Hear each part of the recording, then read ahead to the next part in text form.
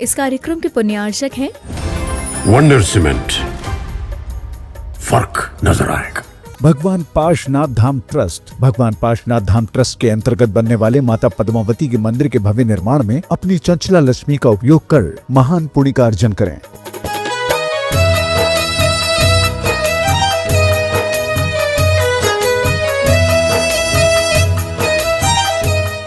ओम नमः सिद्धेभ्यः। ओम नमः सिद्धेभ्यः। मंगलम भगवान वीरो मंगलम गौतमो वने मंगलम कुंदकुंदाद्यो जैन धर्मोस्तु मंगलम।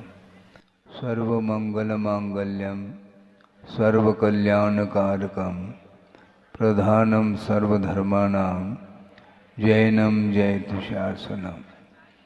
अहिंसा परमो धर्म की महावीर भगवान की प्रातः स्मरणे परम पूजाचार्य गुरुवर श्री विद्यासागर जी मुनि महाराज की जय।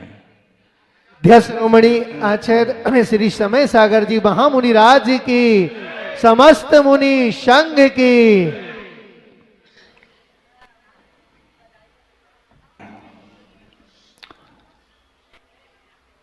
देव वंदना हेतु मंदिर में गया था मैं, और दर्शन करते करते मेरी दृष्टि वेदी की ओर भी गई, और जिस वेदी पे चित्र है किसका, एक घाट पर शेर और गाय दोनों पानी पी रहे हैं।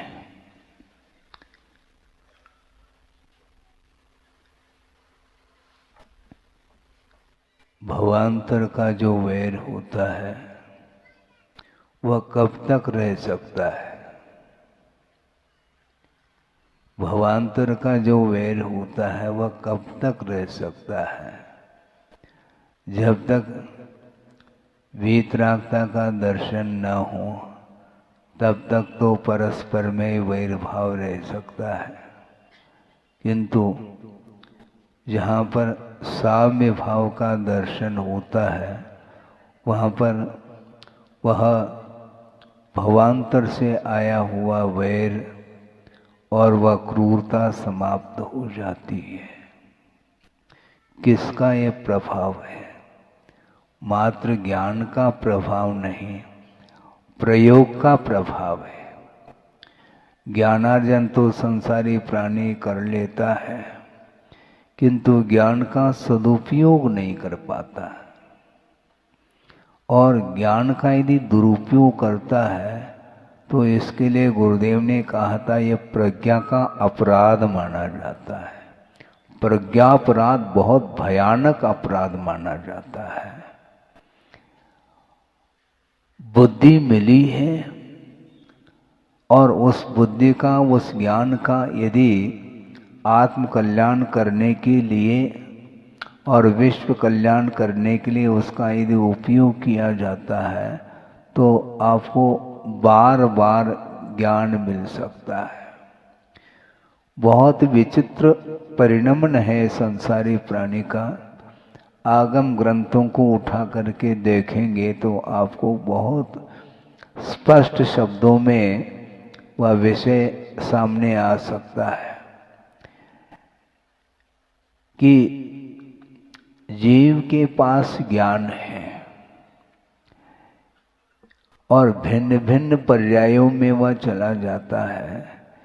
एक इंद्रिय से लेकर के असंगी पंचेंद्रिय तक। असंगी का अर्थ जिसके पास मन नहीं है, कान तो है, वह ध्वनि को सुन लेता है, किंतु उसका क्या अर्थ है, उसका क्या मीनिंग है, इसका ज्ञान उसे नहीं हो सकता। तो इस प्रकार एक इंद्रिय से लेकर के असंगी पंचेंद्र तक जीव का जो परिणमन है उसके सामने कितने भी आप संबोधन दे दो, उसका कोई भी प्रयोजन सिद्ध नहीं होता है। और एक संगी पंचेंद्रिय वह माना जाता है जिसके पास हिताहित का ज्ञान बोध प्राप्त हो सकता है, होता है। इसके बाद भी वह संगी पंचेंद्रिय जीव जब ज्ञान का दुरुपयोग करता है तो उसको विचार विमर्श करने के लिए मन नहीं मिलेगा। सोचो, विचार करो। एक सैद्धांतिक प्रसंग आपके सामने रख रहा हूं। जो स्वाध्याय करते हैं उनके लिए तो वो बात समझ में आ सकती है। एक संगी है जीव और वह ऐसा कुछ पापमय परिणाम उसने कर लिया, वह असंगी पर्याय को प्राप्त हो गया। और वह असंगी पर्याय को प्राप्त करके पुनः यदि संगी बनना चाहें तो वह अंतर्मूर्त के पश्चात पुनः वह संगीपने को प्राप्त कर सकता है। किंतु मैक्सिमम काल तक कब तक वह असंगी से असंगी पर्याय को ही प्राप्त करता चला जाएगा, इसका वर्णन आया है। असंख्यात पुद्गल परावर्तन काल तक वह असंगी पर्याय को ही प्राप्त करेगा। उसको बुद्धि नहीं मिलेगी, मन नहीं मिलेगा, क्योंकि मन का दुरुपयोग का यह परिणाम है। इसी को बोलते हैं प्रज्ञापराध। भयंकर रूप है। पुण्य के उदय में सामग्री मिलती है किंतु उसका वो मूल्य नहीं आंक पाता, इसलिए वह विषयों में उसका उपयोग कर लेता है। दुरुपयोग इसी को बोलते हैं। तो उसका संसार में पतन ही पतन है।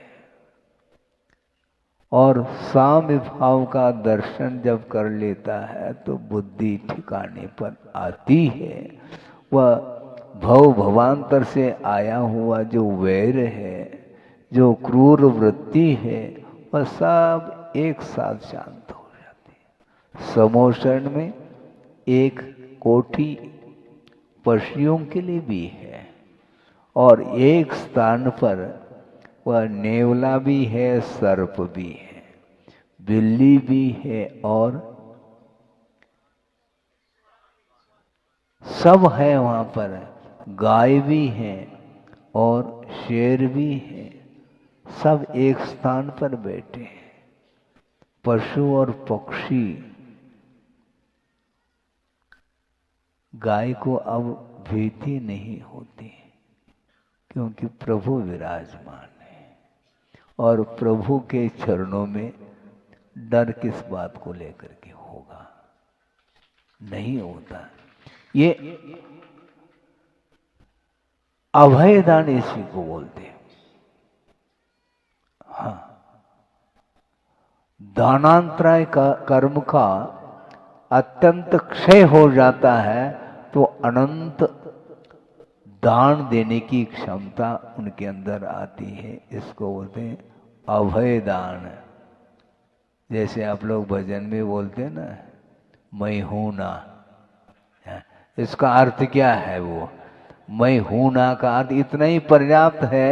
वह डिप्रेशन में यदि आया है मान लो, तो पुनः डिप्रेशन समाप्त हो सकता है। आहार दान अलग है, औषध दान अलग है और ये अभयदान अलग है। वस्तुतः मैं इसलिए कहना चाहता हूं, जो छोटे छोटे बच्चे हैं जिन्हें आप स्कूल भेज देते हैं, किंतु यदि परीक्षा में अंक कम आ जाता है तो वो डिप्रेशन में आता है। डिप्रेशन में क्यों आता है क्या पता, हम माता पिता डांटेंगे क्या, इसके कारण वह डरता है। उसको अभयदान देना चाहिए, कायदे से देखा जाए। क्षोभ्रम किसी का तीव्र रहता है, किसी का मंद रहता है। हर व्यक्ति अकलंक नहीं हो सकता, ये ध्यान रखो। अकलंग स्वामी को एक ही बार में सब याद हो जाता था। इसी को क्षिप्र ज्ञान बोलते हैं कि किसी को क्षिप्र ज्ञान नहीं, एक बार, दो बार, चार बार, 10 बार समझाने के उपरांत भी मान लो वह बात समझ में नहीं आती है, कोई बाधा नहीं, बार बार प्रयत्न करते रहिए। निरंतर पुरुषार्थ करने से कालांतर में वह जो विषय है वह हासिल हो जाता है। इसलिए आहार दान तो सब लोग देते हैं, अभय दान भी देने का पुरुषार्थ करो आप। और अभय दान के प्रसंग में आचार्य समंतभद्र स्वामी ने स्पष्ट किया है, उसको पढ़िए थोड़ा बहुत है। क्या आया उसमें? शेर और शूकर का उदाहरण उन्होंने दिया है। एक मुनि महाराज गुफा में जा रहे हैं ध्यान करने के लिए, वहाँ जा करके ध्यानस्थ हो जाते हैं और उसको देखा था शेर ने। गुफा में जाते हुए मुनि महाराज को देखा तो उसने सोचा कि अब ठीक है, हमारा काम बन जाएगा है भक्षण करने के लिए। किंतु उसी समय शूकर ने भी देख लिया था और शूकर अब कमर कस रहा है। वो छलांग मार करके उससे भी पहले आकर के गुफा के द्वार पर बैठ गया, गेट के पर। और वह कह रहा है किसके लिए? शेर के लिए, नो परमिशन, नो एंट्री, भीतर तुम प्रवेश नहीं कर पाओगे। जब तक मैं जीवित हूं तब तक तुम संभव ही नहीं तुम भीतर प्रवेश कर सको। अब सोचो, दोनों में संघर्ष हो रहा है और शेर भक्षण करने के लिए बार बार प्रयास कर रहा है और शूकर जो है उसको रोक रहा है। आपस में इतना संघर्ष हो जाता है, उस संघर्ष में दोनों का अवसान हो जाता है। सोचो, शेर अधोगति का पात्र बन रहा है और शूकर स्वर्ग जा रहा है। दोनों में तो संघर्ष हो गया और संघर्ष के साथ उस युद्ध में वो दोनों मरण को प्राप्त हुए।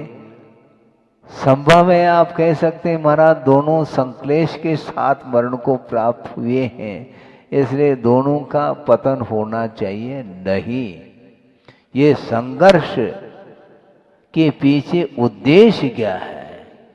शेर का और शूकर का जो उद्देश्य है वो जमीन आसमान को लेकर के अंतर देखने को मिल रहा है।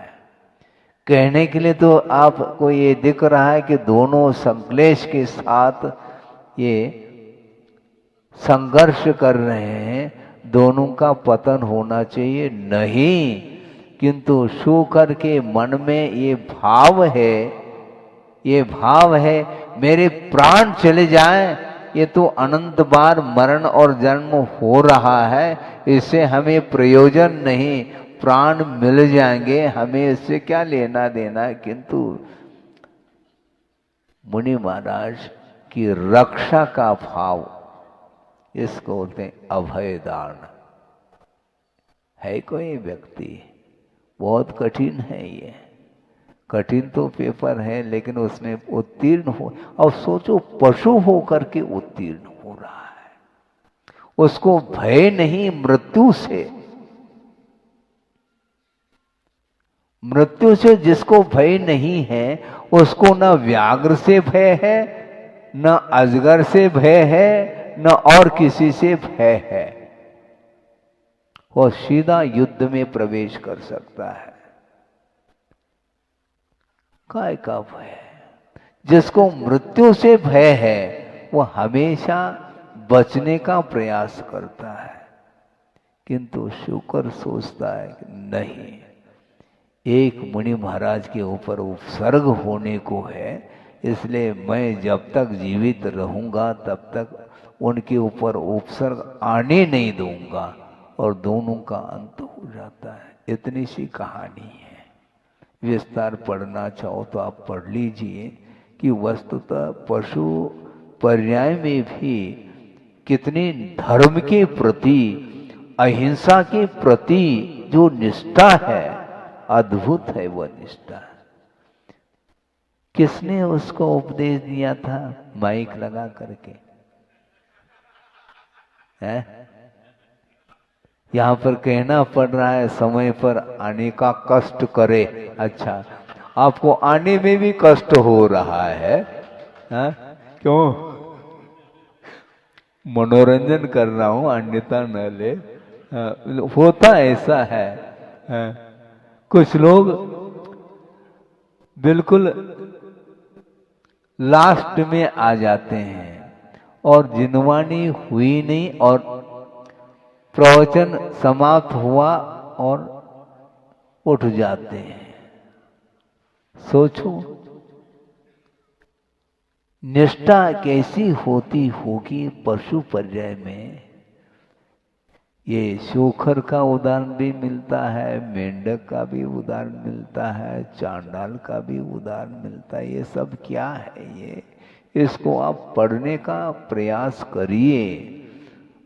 आप मानव हैं और मानव की खोपड़ी और पशु की खोपड़ी में कितना अंतर देखने को मिल रहा है। इस मनुष्य पर्याय से जब मुक्ति मिल सकती है तो इस पर्याय का सदुपयोग करिए। और आप कर रहे हैं, मुझे ज़्यादा समय नहीं हुआ, 5-6 दिन ही हुए हैं। प्रतिदिन मैं देख रहा हूँ आपके धर्म के प्रति और जिनालय के प्रति जो निष्ठा है वह बिल्कुल उमड़ करके बाहर आ रही है। हाँ। बहुत ये कम अवसर ऐसा देखने को मिलता है। स्वयं पुरुषार्थ के माध्यम से वित्त का अर्जन करता है, किंतु चाहे तो वह अपने विषयों में उसका व्यय कर सकता है, किंतु मोह जिसका ढीला पड़ गया तो वो सोचता है कि और कमा लेंगे, लेकिन इसको तो बिल्कुल सेपरेट रखेंगे जिनालय के लिए। छोटे छोटे बच्चे भी हमने देखा है कि खूब प्रयास करके पैसा एकत्रित करते हैं, गुल्लक में डालते हैं और फिर बाद में जा करके वह जिनालय में उसको समर्पित करते हैं। इसको बोलते हैं संस्कार। बच्चों के ऊपर संस्कार आते हैं और संस्कार देने वाले के ऊपर संस्कार होंगे तभी तो आ रहे हैं। बहुत कठिन होता है। पशु पर्याय में भी जन्मजात वैर होते हुए भी प्रभु का दर्शन करते ही समोसन में वह भवांतर का वैर और वह क्रूरता सब समाप्त हो जाती है। आपस में आप संघर्ष करते हो, संघर्ष यदि मान लो उससे बचना है तो संघर्ष करने के अपेक्षा प्रभु के चरणों में पहुंच जाओ तो अपने आप ही संघर्ष दूर होता है। हाँ, क्या ये वैर क्या वस्तु है?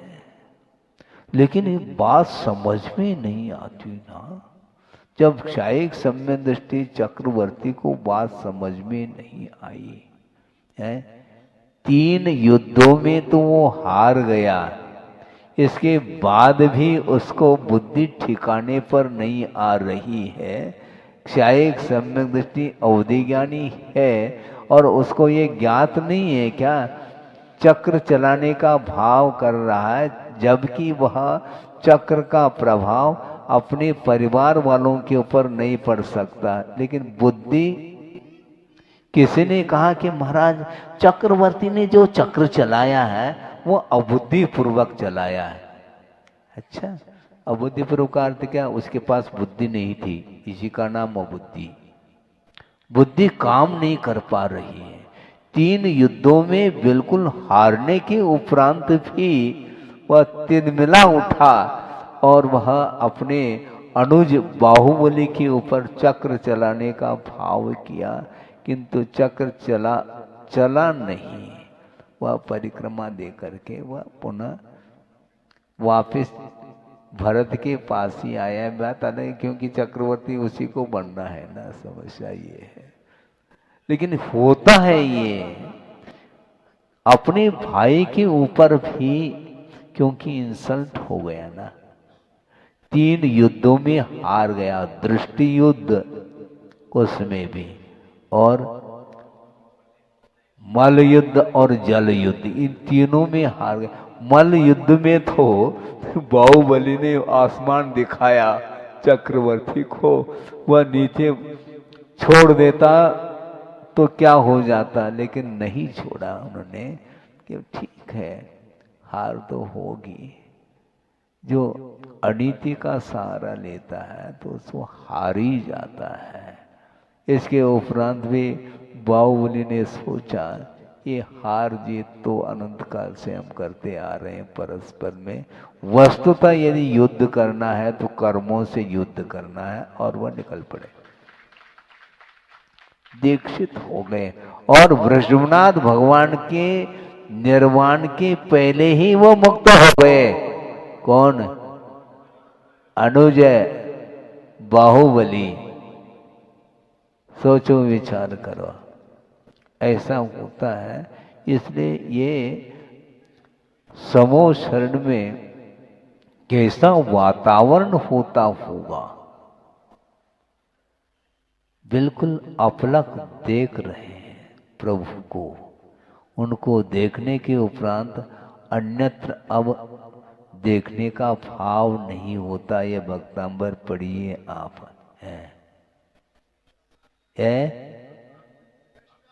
हाँ, भवंतम दृष्ट्वा अनिमेष विलोकनीयम भवंतम दृष्ट्वा अन्यत्र जनस्य चक्षु तोषम न उपयाति। हाँ, भगवान आपके दर्शन करने के उपरांत इन आंखों में अब कोई इच्छा नहीं रहेगी कि दूसरे वस्तु को भी हम देख लें, किंतु ऐसा होता है। सुनो सुनो, ये तो ठीक है। मैं इसलिए कहना चाहता हूं कि संसारी प्राणी को राग छूटता नहीं है। भगवान के दर्शन, भगवान के पूजन अर्चन करने के बाद भी वह टेलीविजन के सामने जो देखने का भाव करता है, वो समय यह कारिका, यह जो पंक्ति याद आनी चाहिए, लेकिन वो समय नहीं आता महाराज। फिर किस समय आता? भगवान के सामने आता है। भगवान को हम सुना रहे हैं क्या? किसको सुनाना चाहो, भगवान सुनते नहीं। न किसी को आशीर्वाद देते, न बोलते हैं। वस्तुतः ये प्रैक्टिकल रूप है। इसका अर्थ हम ये नहीं कहना चाह रहे हैं कि आप भक्तांबर का पाठ करना ही छोड़ दो, ऐसा नहीं कह रहे हैं। किंतु इस प्रकार स्तुति स्तोत्र का पाठ करते हुए जब अवसर आता है राग के क्षेत्र में, उस समय आपको राग कम कर देना चाहिए। ये राग आग दहे सदा, ये ताते, ये सब वो समामृत से ये उपदेश चल रहा है। सेवन स्वयं करें तो ज्यादा अच्छा है। वो होता नहीं है। उपदेश अलग वस्तु, किंतु पढ़ करके उसको अपने जीवन में उतारने के लिए अवसर देना चाहिए। आपका समय हो गया है, क्योंकि विलंब से आया था। कभी भी स्टार्ट करो, बंद करने का समय तो निश्चित है। इसमें क्या दिक्कत है? और देखेंगे, क्योंकि एक एक दो दो दृष्टांत दे दिए ना आपके सामने। शुकर का भी दृष्टांत दे दिया अभय दान के प्रसंग में, चक्रवर्ती का भी दृष्टांत सुन रहे हैं। और क्या सुनना चाहो? बहुत सुनते सुनते युग निकल गए, अब कुछ करना है, करने का अवसर है, आप कर रहे हैं, हमें प्रसन्नता है, सीधी सीधी बात है। दुकान अच्छी चल रही है हमारी, हमारी मतलब गुरुदेव की, क्योंकि उन्हीं के संगस्थ हूं मैं। क्या उन्होंने विश्व को दिया है, अद्भुत दिया उन्होंने। अकेले एकाकी होकर के निकल गए, आगे पीछे कोई भी नहीं थे उनके साथ, और अकेले निकल गए, कड़ गए। और दीक्षित हो गए, कोई भी साथी संगाती नहीं। मुझे विस्मय होता है, आचार्य ज्ञान सागर जी महाराज जी का दर्शन हमने भी किया है। आचार्य श्री की जब दीक्षा हो गई सन 68 में, दीक्षा के उपरांत लगभग 20 दिन के उपरांत उनके चरण सानिध्य को प्राप्त किया, दर्शन किए, और आचार्य ज्ञान सागर जी महाराज वृद्धावस्था में थे, और 2-3 क्षुल्लक थे, एक ऐलक थे, और छोटा सा संग था। और आचार्य महाराज केवल 22 साल की उम्र उनकी, उनके साथ कौन बोलने वाले, वृद्ध व्यक्ति के साथ उनका क्या तालमेल होगा, आप सोचो विचार करो। और वो भी सुनते थे आचार्य महाराज के मुख से कि आचार्य ज्ञान सागर जी महाराज लगभग 75-80 को छूने वाले थे, वृद्धावस्था थी, धीरे धीरे बोलते थे, और वो भी मारवाड़ी में बोलते थे, बताते। अब आचार्य महाराज को न मारवाड़ी आती है, न हिंदी आती है, कन्नड़ भाषा भाषी, और छोटा सा संग, किसके सामने अपने भाव रखेंगे, कैसे अध्ययन होगा, क्या होगा। 3 साल के अंदर मात्र दीक्षित होने के लिए 11 महीने लगे, केवल टोटल 11 महीने के अंदर दिगंबरी दीक्षा हो गई उनकी। 20 साल की उम्र में छोड़ दिया संसार को, और केवल 1 साल आचार्य देशभूषण जी के संग में रहे, और आचार्य ज्ञान सागर जी के संग में मात्र 11 महीने रहे। 11 महीने में ही परीक्षा में उत्तीर्ण हो गए। कैसा उन्होंने परखा होगा इनको, अद्भुत है योग्यता इनकी। कई लोगों ने सोचा, सुनते हैं कि महाराज आप दीक्षित कर रहे हैं इनके लिए, बहुत यंग एज में है, युवा अवस्था है, कम से कम इनको आप शुल्क आदि क्रम से दे दो। तो उन्होंने कहा, आचार्य ज्ञान सागर जी महाराज ने, ये तुम्हारा विषय नहीं, हमने परख लिया है। यदि आप रोकने का प्रयास करते हो, मैं देऊं अथवा न देऊं, ये स्वयं जंगल में जाकर के ले लेगा। कौन रोक सकता है? किसी वैरागी को कोई रोकने वाला थोड़ी। वैराग्य हो गया, इन्हें हो गया। इसलिए उन्होंने तत्काल मन बना करके डायरेक्ट जैनेश्वरी उन्होंने दीक्षा दे दी। सोचो विचार करो, है? और आज माहौल देखो कैसा दिख रहा है। ये सारा गुरुदेव ने जो किया है, जो पुरुषार्थ, वह न भूतो न भविष्यति है। इसलिए जो भी उन्होंने प्रकाश दिया है, उस प्रकाश में हमें आत्म तत्व का अवलोकन करने का अवसर मिल रहा है, बुद्धि मिली है, और इस परंपरा को निरंतर आगे बढ़ाते रहिएगा, क्योंकि भविष्य में इस प्रकार के उत्कृष्ट चर्या का पालन करने वाले जो साधक होते हैं, उनका दर्शन बहुत कठिन है। इसलिए आस्था का विषय है। भले ही जब तक रहें तब तक हम लोगों ने इन आंखों से दर्शन किए, किंतु अब जो दर्शन करेंगे निरंतर मन के माध्यम से, स्मरण करके निरंतर दर्शन करते रह सकते हैं, इसमें कोई बाधा नहीं। और वो जो चाहते थे वो होता चला जाएगा। उनकी और क्या भावना, और कोई भावना नहीं। निरंतर जो भव्य जीव है इस मोक्ष पथ पर आरूढ़ होकर के आत्मा का ध्यान करता रहे, और जगह जगह इस प्रकार के जो जिनालय आदि हैं ये बनते रहें, और यह परंपरा मोक्ष मार्ग की परंपरा पंचम काल के अंत तक यह निरंतर यह मार्ग बना रहे, सुरक्षित रहे। इसके माध्यम से प्रभावना निरंतर बढ़ती रहे, इस भावना को लेकर के उन्होंने पुरुषार्थ किया था।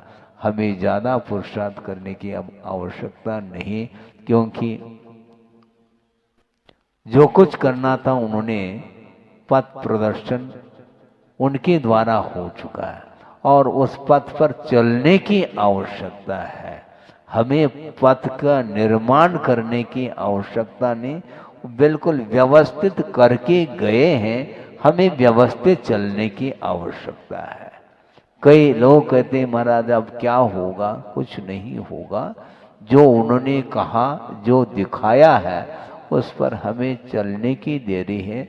अपनी क्षमता और सामर्थ्य के अनुरूप आप चलने का पुरुषार्थ करेंगे तो निश्चित रूप से आत्मा का कल्याण हो सकता है। हो इस पवित्र भावना के साथ अहिंसा परमो धर्म की।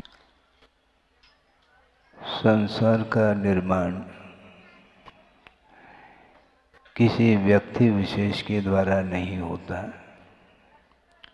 किंतु अपने आत्मगत ऐसे परिणाम होते हैं जिन परिणामों के माध्यम से ही चतुर्गति में संसारी प्राणी अर्जित कर्मों का जो फल है उसको भोगने के लिए चला जाता है। किसी व्यक्ति के ऊपर आरोप नहीं जाता। ये जैन दर्शन है, ये इतना सूक्ष्म है, वह किसी को भी अपराधी नहीं मानता। कोई दूसरा अपराधी नहीं होता। अपने जो परिणाम हैं उन परिणामों के माध्यम से वह जेल चला जाता है। संसार में है क्या? हमारा भारत स्वतंत्र हुआ है, ठीक मैं मानता हूँ। व्यवहार की भूमिका में कह दो, कोई बाधा नहीं, किंतु प्रतिफल संसारी प्राणी परतंत्रता का अनुभव कर रहा है। कर्माधीन जीवन जब तक चलेगा तब तक वह शरीराश्रित जो कुछ भी सुख और दुख है उसका संवेदन करता है, आकर्षित होता चला जाता है। यहाँ तक कि उसको ये भान नहीं रहता कि मेरे लिए कौन सा कर्तव्य है, कौन सा अकर्तव्य है, मेरे लिए कौन सा उपयुक्त कार्य है, कौन सा अनुपयुक्त है, इसका भान नहीं रहता है और वह करता चला जाता है। इसी को आचार्यों ने ये कहा है, ये अज्ञात नहीं माना जाता है। व्यवहार की भूमिका में लौकिक क्षेत्र में उसको अज्ञात माना जा रहा है, जिससे जो परिचित नहीं है। मुझे ज्ञात नहीं, इसका नाम अज्ञात, ये आगमकारों का वचन नहीं। आगमकार ये कहना चाहते हैं अज्ञात किसको बोलते हैं? अज्ञात उसको बोलते हैं मदात प्रमादात वा अनवबुद्ध प्रवृत्ति अज्ञातम, ऐसा कहा पूजपा स्वामी ने। मद के कारण यानी उन्मत्तता के कारण और प्रमाद के कारण बिना सोच विचार किए जो प्रवृत्ति की जाती है उसका नाम अज्ञात कहा। इसलिए आप लोगों को अलर्ट होना चाहिए, सावधान होना चाहिए। पहले भी हम सुनते थे, स्वाध्याय करते थे लोग, देहात में गुरुदेव का विहार हुआ और वहाँ पर भले ही 8-10 पुरुष और महिला वर्ग दोनों बैठ करके वचनिका जिसको बोलते हैं, और उस समय जिस समय शास्त्र लाया जाता है और सावधान ऐसा बोलते थे, यानी सावधान हो जाओ। लेकिन वर्तमान में वह स्थिति देखने को नहीं मिलती। धर्म सभा में भी मोबाइल का प्रयोग आम तौर से हो रहा है। आपके मुख किस तरफ है? महाराज आपकी ओर है। मैं मानता हूं आपका मुख तो मेरी ओर है, किंतु आपका मन किस ओर है भगवान जानते हैं। इसीलिए मन के माध्यम से निरंतर वह भाव उत्पन्न होते रहते हैं और उसके माध्यम से ही प्रतिपल कर्म का आश्रय होता है, बंध होता है। और बंधन का अनुभव करने वाला संसारी प्राणी स्वतंत्रता का अनुभव कैसा कर सकता है? संभव नहीं है। इसलिए बहुत अल्प समय कल से व्यवस्थित होंगे, क्योंकि हम ही व्यवस्थित नहीं थे। थोड़ी संघ में थोड़ी सी चर्चा करनी थी, उसमें समय थोड़ा सा लगा, विलंब हुआ, वह भी आवश्यक था। और कल से समय पर आप लोग आएंगे और गुरुदेव की अर्चना के साथ थोड़ा सा उपदेश धर्म की चर्चा आपके बीच में होगी।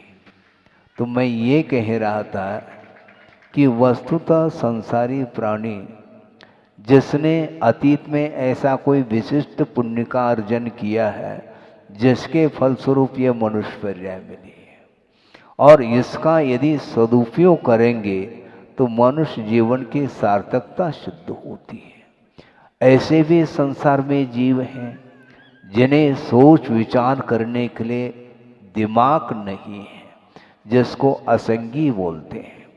एकेंद्रीय से लेकर के असंगी पंचेंद्रिय तक विचार विमर्श करने की, शिक्षा इत्यादि को प्राप्त करने की क्षमता, योग्यता उसके अंदर नहीं होती। उनके लिए कौन उपदेश दे सकता है? वह उपदेश सुन नहीं पाएंगे। असंगी पंचेंद्रिय के पास यद्यपि वह कान है, ध्वनि तो आती है उसको सुनने में, किंतु उसका क्या मीनिंग है, उसका क्या अर्थ है, उससे उसको कोई प्रयोजन नहीं है। और आपके पास माइंड है, भले ही माइक आपके पास नहीं है। मेरे पास माइक भी है और माइंड भी है, लेकिन ये ध्यान रखो आपके पास माइंड ही नहीं, माइंडेड हैं आप। माइंडेड का अर्थ कुछ विशेष होता है। हाँ, विशेष जो है जानने की क्षमता जो रखता है, एजुकेटेड पर्सन जिसको बोलते हैं।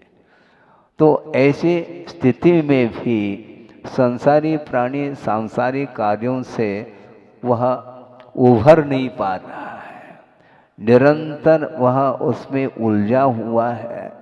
और सुलझाने के लिए भगवान के सामने हाथ जोड़ता है, सुलझाओ भगवान, भजन भी चालू कर देता है। वो आप उलझते चले जाए और भगवान सुलझाने के लिए बैठे हैं क्या? है उलझो आप और वो सुलझाएं, ये बात नहीं बनती। किंतु भगवान ने जो कहा है उसके अनुरूप, अपनी शक्ति और सामर्थ्य के अनुरूप यदि हम अपने जीवन में धर्म के लिए स्थान देते हैं, तो निश्चित रूप से आपके जो आत्मगत परिणाम है, जो विशुद्धतम परिणाम है, उनके माध्यम से आपका उद्धार होने वाला है। संसारी प्राणी का उद्धार और उसका पतन अपने परिणाम के द्वारा। ये बात अलग है कि संसार से ऊपर उठाने के लिए सच्चे देव, गुरु, शास्त्र, इनका आलंबन भी लिया जाता है और इनके निमित्त से अपना विकास होता है। किंतु अतीत अनंत काल में इस प्रकार मनुष्य पर्याय जो मिली, अनंत बार मिल चुकी वह पर्याय, किंतु अभी भी इसी धरती पर हम घूम रहे हैं। हाँ, अतीत अनंत काल में अनंत तीर्थंकर हुए हैं बंधुओं, ये ध्यान रखो। उन अनंत तीर्थंकरों का नाम है यहाँ पर? क्यों? लेकिन होड़ है नाम की, भारी समस्या है, बहुत बड़ी समस्या हो गई। नाम क्या है? नाम के पीछे क्यों? केवल व्यवहार चलाने के लिए नामकरण की आवश्यकता होती है, इतना ही उसका अर्थ होता है, प्रयोजन होता है, किंतु उसका धार्मिक क्षेत्र में भी प्रतिष्ठा प्रेस्टीज पॉइंट बना लेता है। ये प्रतिष्ठा क्या है? भगवान की प्रतिष्ठा करो, स्वयं की प्रतिष्ठा की फिक्र मत करो, ये ध्यान रखो। और सूर्योदय देखा, कल आकर के अवलोकन किया, अच्छा लगा, बहुत ही वह दृश्य देख करके ऐसा लगता है कि इसको करने वाले जो पुण्यार्जक होंगे वो अपने आप में उनका भी बहुत बड़ा पुण्य, तीव्र पुण्य जिसको बोलते हैं, उस क्वालिटी का पुण्य सबको हो अनिवार्य नहीं। लेकिन ये ध्यान रखें, भले आप जिनालय बनाओ, जिनबिंब स्थापित करो या नहीं करो, किंतु जो कर रहे हैं उनका जो पुण्य, जो तीव्र पुण्य का उदय है, उसके माध्यम से सबका पुण्य जागृत हो रहा है।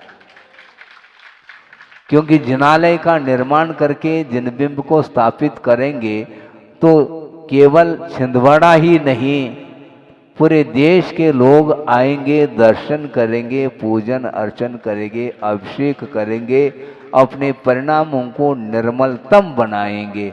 इसमें किसका हाथ है? आप ही लोगों का तो हाथ है? बिल्कुल ठीक है, बहुत अच्छा काम किया। इसको बोलते हैं धर्म की आराधना करने के लिए अवसर मिलता है, और इसका उपयोग अच्छे ढंग से कर लेना चाहिए। तो मैं ये कह रहा था कि ये मनुष्य जीवन मिलने के उपरांत भी जो उच्च कुल का मिलना, देवगुरु शास्त्र का समागम प्राप्त करना, और निरोग शरीर का मिलना, और दिव्य देशना को सुन करके अपने जीवन को तदनुरूप ढालने का जो पुरुषार्थ है, वह आप लोगों के लिए वह उपयुक्त पुरुषार्थ का अवसर प्राप्त हुआ है। बड़ी विचित्र अनंत तीर्थंकर किसको बोलते हैं? उस समय भी हम और आप थे और अभी भी हैं, और अनंतों की संख्या वहां पर, कहां पर? सिद्धालय में। अनंतानंत सिद्ध परमेश्वरी जिनकी हम परोक्ष रूप से आराधना कर रहे हैं, वैसे उनकी आराधना हमेशा परोक्ष रूप से इसलिए होती है क्योंकि वह अमूर्त स्वभाव को प्राप्त कर चुके हैं, और हम और आपके बीच में उनका पुनः उनका यहाँ पर आगमन संभव नहीं है। पंच कल्याणक में आप दृश्य देखते हैं, केवल ज्ञान हो जाता है प्रभु को, उसके बाद निर्वाण कल्याण के दिन भी आप दृश्य देख सकते हैं। अरहंत परमेष्ठी अब निर्वाण को प्राप्त कर गए, वहाँ पर कुछ अवशेष देखने को नहीं मिलता, स्वभाव को उपलब्ध कर जाते हैं। तो आपका लक्ष्य क्या है आखिर? जिनालय बनाने जा रहे हैं, बहुत अच्छी बात है, इसके पीछे क्या लक्ष्य है? लक्ष्य होना चाहिए, निरुद्देश्य नहीं होता, उद्देश्य यही होता है, होना चाहिए कि जो कुछ भी धर्म की आराधना हम कर रहे हैं, इसके पीछे एक ही मात्र लक्ष्य है, कर्मों की निर्जरा, कर्म का क्षय। कर्म क्षय के उद्देश्य को लेकर के जो कुछ भी हम धार्मिक अनुष्ठान करते हैं, उसके माध्यम से हमारा पाप धुल जाता है और पुण्य संचित हो जाता है, और उस पुण्य के माध्यम से ही हमारा मोक्ष मार्ग और आसान होता चला जाता है। कठिन तो है वो मोक्ष मार्ग, कठिन है। एक हाइकू या समझ लो गुरुदेव ने ये पंक्ति दी थी, हमने सुना था कि मोक्ष मार्ग जटिल तो है, सुन रहे हैं आप? मोक्ष मार्ग जटिल तो है किंतु कुटिल नहीं है। मोक्ष मार्ग में कुटिलाई संभव नहीं, ये ध्यान रखो। इसलिए क्योंकि जहां पर जिस मोक्ष मार्ग में आर्यो धर्म की आराधना की जाती है, वहां पर कुटिलता कैसे संभव हो सकती है? नहीं होना चाहिए। इसलिए आर्यो धर्म की उपासना करते रहिए, उसके माध्यम से ही अपने परिणामों में भी सरलता आएगी, सहजता आएगी और सहिष्णुता आएगी। परस्पर में आत्मीयता का व्यवहार और बढ़ता चला जाएगा। आत्मीयता होनी चाहिए, हाँ, उसके बिना व्यापक रूप से धर्म की प्रभावना संभव नहीं है। क्योंकि ये जैन धर्म, जैन दर्शन इतना विशाल दृष्टिकोण को लेकर के अपना विषय देता है, अन्यत्र बहुत कठिन होता है। एक दूसरे के प्रति करुणा, दया, अनुग्रह का जो भाव, परोपकार का जो भाव है, यह बिना जैन दर्शन के संभव नहीं। और जैन दर्शन का अर्थ ये नहीं समझना चाहिए ये जाति परक कोई धर्म है, नहीं। किंतु जिन्होंने अपने इंद्रियों को और कर्मों को जीत लिया है उसका नाम जैन है, और जिनके जो अनुयायी होते हैं उसका नाम जैन है। ये जैन धर्म की व्याख्या है। इसलिए बहुत अच्छा अवसर है, कल आना हुआ है और देखो आप लोगों का कितना और पुण्य जागृत होता है? अच्छा, शीतकालीन, हमें तो अभी ठंड लग नहीं रही है। विहार करते आए और उसमें भी पसीना आ रहा था। हमने सोचा कि ग्रीष्मकालीन तो नहीं हो रहा है। कुछ भी हो, भाव आपके हैं। समय पर जितना होगा, समय जितना मिलना है मिलेगा। बाकी हम ये कहना चाहते हैं कि इस पर्याय को बहुत सार्थक बनाना चाहिए। इसलिए कह रहा हूँ कि वर्तमान में पाश्चात्य संस्कृति जो चारों ओर फैली हुई है और नित्य नए जो अनेक प्रकार के जो संसाधन हैं भौतिक युग संबंधी, उसके माध्यम से संसारी प्राणी का पतन हो रहा है। उस पतन से बचाने का पुरुषार्थ आप लोगों को करना है। छोटे छोटे जो बच्चे हैं उनके ऊपर संस्कार क्या मिल रहा है, हम बताओ आप। खास तौर से माता पिताओं के ऊपर ही ये सारा निर्धारित है। वो यदि अनुशासन में रखते हैं तो निश्चित रूप से परिवार बहुत अच्छे से चलेगा। किंतु धीरे धीरे पतन हो रहा है, होता ही चला जा रहा है। इसका कारण क्या? और कुछ नहीं, संसाधन बढ़ रहे हैं और स्वाध्याय की ओर जो रुझान है वो कम होता चला जा रहा है। स्वाध्याय करिए आप, कम से कम संस्कृत नहीं है तो हिंदी में लिखी हुई जो ग्रंथ हैं या जिसका अनुवाद किया है विद्वानों ने, उसका अध्ययन करिए आप। छड़ाला से प्रारंभ कर लो, कोई बाधा नहीं। छड़ाला में भी बहुत कुछ विषय, चतुर्गति रूप संसार का पूरा जो है चित्रण उसमें मिलता है। व्रतों का भी वर्णन किया है और देश व्रत महाव्रत का भी वर्णन मिलता है, और भी जो द्रव्य हैं, तत्व हैं, उसका भी विश्लेषण काफ़ी हद तक उसमें किया गया है। उसके माध्यम से, उसके स्वाध्याय करने से वस्तुतः अपना जीवन किस रूप में होना चाहिए और वर्तमान में किस रूप में चल रहा है, तुलनात्मक अध्ययन करने का आपको अवसर मिलेगा। इसलिए आप स्वाध्याय की परंपरा बनाए रखें, क्योंकि वस्तुतः देखा जाए पूजन अर्चन अभिषेक ये सारे होते और होना चाहिए, किंतु 24 घंटा मन जो इसके उपरांत भी बाहर दौड़ लगा रहा है तो उसमें थोड़ा सा नियंत्रण हो सकता है। महाराज, मन को कैसा नियंत्रित किया जाए? अच्छा, मन को नियंत्रण करना है। मन की गति जानते हैं आप? वो फ्लाइट से भी ज़्यादा है। एरोप्लेन की जो गति है उससे भी बैठे बैठे बैठे 3 लोक की यात्रा करके बार मन आ सकता है। इसलिए आप बैठे जरूर पंडाल में, किंतु आपका मन भी पंडाल में हो। और आपने हाथ जोड़ा है तो मन का भी हाथ जोड़ना चाहिए। हाथ तो हम जोड़ देते हैं, किंतु मन कहाँ चला जाता है पता नहीं पड़ता। मोबाइल की घंटी बजी और तुरंत वह ले लेता है हाथ में, हलो हलो, फॉलो नहीं करता, हलो हलो करता रहता है। समस्या ये जा रही है, ये युग आया है। अब बहुत कठिन है। आहार के समय पर भी घंटी बजती है तो वह बाहर चला जाता है। ये सब क्या हो रहा है? पूजन करने के लिए बैठे, उस समय में मोबाइल की घंटी बजती है तो जल्दी से जल्दी अर्घम और उठ के चले जाते हैं। ये सब क्या है? ये कितनी आकुलता है। आलोचना नहीं, ये ध्यान रखिए, हकीकत बता रहा हूं, यथार्थ सत्य है कि हो रहा है क्या नहीं हो रहा है।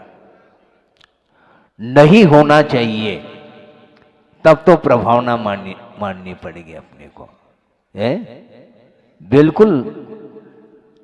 प्रभावना तभी 10-15 मिनट के लिए भी यदि मान लो आपका मन विश्राम नहीं ले रहा है, प्रभु की अर्चना करते समय, यहाँ तक मैं कहना चाहूँगा 2 मिनट में, कई बार हमने कहा और फिर से यहाँ पर आपके सामने कहना चाहता हूँ कि धार्मिक क्रियाएं किस ढंग से होनी चाहिए। मान लो आप बैठे हैं प्रभु के चरणों में पूजन अर्चन करने के लिए, उस समय यदि मान लो कोई मुनि महाराज भी आ जाए भगवान के दर्शन करने के लिए, तो आप अपने पूजन को छोड़ करके उनके लिए अर्घ या उनके लिए नमोस्तु की कोई आवश्यकता नहीं है, ध्यान रखें। महाराज फिर तो ये उनका अभिनय हो जाएगा। अभिनय नहीं होता है, फिर भगवान का अभिनय हो जाएगा, क्योंकि वह पूजन के कार्य को छोड़ करके अब अन्यत्र आपका मन जा रहा है, तो वह सारा अधूरा कार्य हो जाएगा। एक कार्य को पूरा संपन्न कर लो, उसी में सब कुछ पुण्य का संचय होता है। महाराज संकोच करने की क्या आवश्यकता है? मान लो आप माला फेर रहे हैं, उसी समय महाराज आ गए तो माला छोड़ दोगे क्या? है ऐसा तो होता नहीं। सारे के सारे जितने भी धार्मिक कार्य हैं उनको आप भले संक्षेप में कर लो, किंतु निर्दोष जो है उस कार्य को संपन्न करना चाहिए। ये नहीं हो पाता है। ये मोबाइल का जमाना है, टेलीविजन मोबाइल के माध्यम से क्या चल रहा है संसार में, बहुत कठिन है। हमने सुना है इसलिए कह रहा हूं, हमने देखा तो है नहीं कि रात के 12-1-2 बजे तक भी प्रोग्राम चलते रहते हैं, मोबाइल टेलीविजन आदि के माध्यम से। आप उसमें क्या मिल रहा है आपको? क्या सुनने को मिल रहा है, क्या देखने को मिल रहा है? सिवाय राग के अलावा, सिवाय भौतिक सुख के अलावा और कुछ भी दिखाई नहीं देता। और इतना घंटों लगा रहे हैं, और इधर स्वाध्याय करने के लिए महाराज हमारे पास समय नहीं है। अच्छा, वो सारा समय उसी में लग गया, अब कहाँ समय मिलेगा आपको? है समय का अर्थ काल भी होता है, समय का अर्थ आत्म तत्व हुआ करता है, समय का अर्थ शास्त्र भी होता है। प्रति पल संसारी प्राणी की दृष्टि बहिर्दृष्टि बाहर की हो रही जा रही है। इसलिए करने योग्य क्या है, आगम में क्या लिखा है, भगवान की क्या आज्ञा है, वह ज्ञात नहीं हो पाता। भोपाल न भेजने जाता है न बुलाने के लिए आता है। भोपाल वाले आते हैं, भोपाल वालों के लिए आशीर्वाद है। चाहे भोपाल वाले आकर के छिंदवाड़ा में देशना सुन ले, अथवा छिंदवाड़ा वाले भोपाल में आकर के देशना सुन ले। देशना सुनने से आत्मा का कल्याण होता है, हमें कल्याण करना है। और आप लोगों का भी कर्तव्य होता है।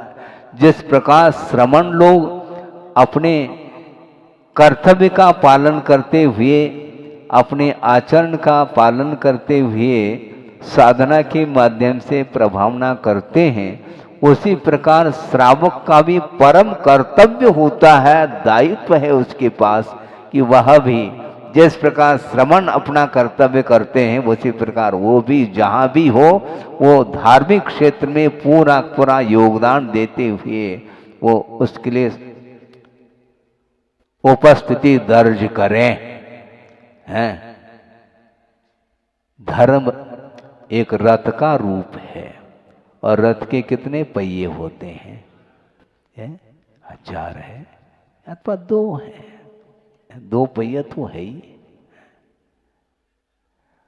और उसमें एक श्रमण का और एक श्रावक का है। हाँ बिल्कुल, हम भी पेपर लिख रहे हैं, ध्यान रखो, और आपको भी लिखना है, और दोनों के पेपर गुरुदेव जांचेंगे। बिल्कुल, जहां कहीं भी हो अपना दायित्व अपना कर्तव्य को नहीं भूलते हुए विश्व को धर्ममय बनाने के लिए कटिबद्ध होना चाहिए। समय आपका हो रहा है, मैं यही कह रहा था कि वस्तुतः धर्म का जो स्वरूप है, उसकी जो विराटता है, जो गहराई है, वहाँ तक पहुँचने के लिए स्वाध्याय आदि के माध्यम से, तत्व चर्चा आदि के माध्यम से हम अपने स्वरूप को भली भांति जान सकते हैं। बाहरी वस्तुओं का परिज्ञान होना अलग विषय है, किंतु शरीर और आत्मा का जो संबंध अनादिकालीन है, वो संबंध को समाप्त करने के लिए, उस बंधन का विच्छेद करने के लिए, संसार का विच्छेद करने के लिए वस्तुतः आगम के अनुरूप, गुरुओं के संकेत के अनुरूप हम चलेंगे तो निश्चित से भगवान भी प्रसन्न हो सकते हैं। 1-2 मिनट नहीं लगेगा, पूर्ण कर रहा हूँ। विहार करके पहुँचे हैं। मुझे स्मरण है, बहुत पुराना प्रसंग, तेंदुखेड़ा है पाटन के पास, जबलपुर के पास, वहाँ पहुँचे हैं और समाज ने निवेदन किया कि महाराज 2 शब्द हम लोगों के लिए। ठीक है, और प्रवचन प्रारंभ किया, और प्रारंभ करते ही उस समय एक प्रसंग उन्होंने दिया, अपने आप में बहुत महत्वपूर्ण है। उन्होंने यहाँ तक कहा कि भगवान भक्त से प्रसन्न हो सकते हैं, लेकिन कैसे होंगे? आप पूछ सकते हैं, महाराज भगवान प्रसन्न होते हैं? हाँ, हो सकते हैं। कैसे होंगे? भगवान जो है आपकी भक्ति से प्रसन्न नहीं होंगे, आपकी पूजा से, आपकी भक्ति से, आपके इस दर्शन से इत्यादि से भगवान प्रसन्न नहीं होंगे। भगवान किससे प्रसन्न होंगे? जो आज्ञा का पालन करता है उससे भगवान भी प्रसन्न होंगे। क्योंकि भगवान की आज्ञा क्या है मुझे बताओ? आपको हमेशा संसार में देखना चाहिए क्या भगवान? नहीं, भगवान ये चाहते हैं जल्दी से जल्दी हमारे पास आ जाओ। हाँ, जहाँ वहाँ पर वो गोलगंज जो ना बहुत बड़ा है, वहाँ पर अनंत सिद्ध परमेष्ठी उतने स्थान में, 2.5 द्वीप का जितना विस्तार है उतने स्थान में अनंतानंत सिद्ध परमेष्ठी वहाँ पर विराजमान है। और वहाँ पर आप पूरा गोलगंज का पूरा विश्व ही पहुँच जाए तो भी वहाँ पर जगह की कमी नहीं है। जाना चाहें तब की बात है ना। उनके पास अनंत शक्ति है, इसके उपरांत भी वह अनंत शक्ति का प्रयोग आपके लिए नहीं कर सकते हो। यदि कर लेंगे तो एक ही क्षण में पूरा संसार खाली ना हो जाए, लेकिन संभव नहीं है ऐसा। इसलिए स्वयं पुरुषार्थ करेंगे, धर्ममय परिणाम स्वयं करेंगे तो उसके माध्यम से आत्मा का उत्थान हो सकता है, होता है, और पापमय परिणाम के माध्यम से आत्मा का पतन होता है। इसको संक्षेप में सारभूत आपके सामने आगम के आधार से बात रखी। आगे और कभी भी हाँ नाश्ता पानी चल रहा है, हाँ, भोजन और मिलना है, क्या क्या हाँ, अलग अलग मिलेगा। बहुत उत्साहित हैं आप लोग, और आप लोगों की लगनशीलता और धर्म के प्रति, गुरु के प्रति जो समर्पण भाव है, उसके माध्यम से ही हमें भी प्रसन्नता है। इसी प्रकार आप वातावरण, धार्मिक वातावरण को बनाए रखेंगे, जिसके माध्यम से सबका कल्याण हो सके। अहिंसा परमो धर्म की जय। इस कार्यक्रम के पुण्यार्चक थे वंडर सीमेंट, फर्क नजर आएगा। भगवान पाशनाथ धाम ट्रस्ट भगवान पाशनाथ धाम ट्रस्ट के अंतर्गत बनने वाले माता पद्मावती के मंदिर के भव्य निर्माण में अपनी चंचला लक्ष्मी का उपयोग कर महान पुण्य का अर्जन करें।